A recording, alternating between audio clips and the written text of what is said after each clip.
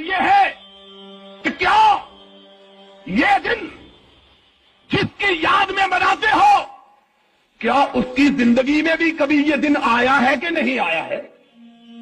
صرف اتنے سے سوال کا جواب دے دو، کبھی اس کی زندگی میں بھی یہ دن آیا ہے کہ نہیں آیا؟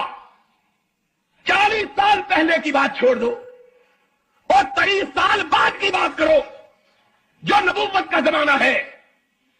کیا 13 سال مکے میں، 10 سال مدینے میں میرے آقا نے کبھی یہ دن منایا ہے کہ نہیں منایا؟ کہتے ہیں تم گستاخ ہو، سوال کیوں پوچھتے ہو؟ ہم نے کہا معافی مانگ لیتے ہیں، لیکن اتنی بات تو بتلا دو کہ نبی کے بعد اس کائنات کے اندر کوئی نبی کا دوست بھی حکمران رہا ہے کہ نہیں رہا ہے؟ کبھی نبی کے یاروں کی بھی حکومت آئی ہے کہ نہیں آئی ہے؟ کبھی نبی کے دوستوں کا بھی اختیار ہوا ہے کہ نہیں ہوا ہے؟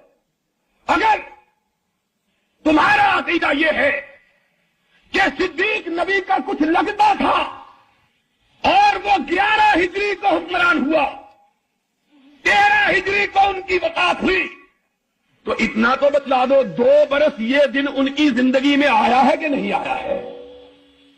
اور پھر بتلا دو کہ فاروق کے بارے میں تمہاری رائے کیا ہے؟ 10 برس، سن 13 سے لے کر 23 تک، 24 تک وہ بھی حکمران رہا ہے 11 برس، کیا اس کی زندگی میں بھی یہ دن کبھی آیا ہے کہ نہیں آیا ہے؟ پھر 12 برس، اس کے بعد نبی کا اپنا داماد 2 بیٹیوں کا شوہر عثمان حکمران رہا ہے، کیا اس کے دور اختیار میں بھی کبھی یہ دن آیا ہے کہ نہیں آیا ہے؟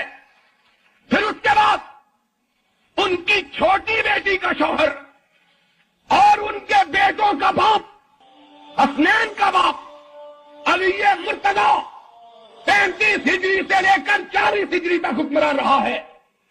5 سال اس کے زمانے میں بھی یہ دن آیا ہے کہ نہیں آیا ہے؟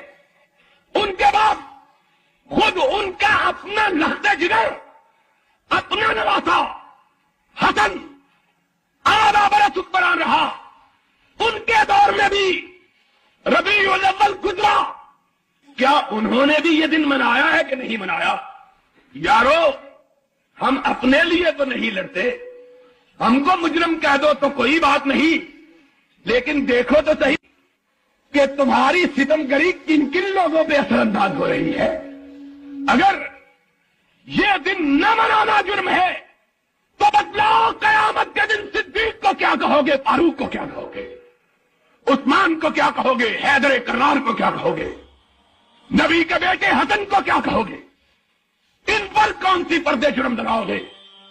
جو اگر تم یہ کہو کہ ہم بھی اسی جرم کے مرتکب جس کے یہ مرتکب تھے، تو ہمارے نصیبے کا کیا کہنا کہ ہم بھی اسی صف میں کھڑے ہوں جس صف میں صدیق و فاروق کھڑا ہو؟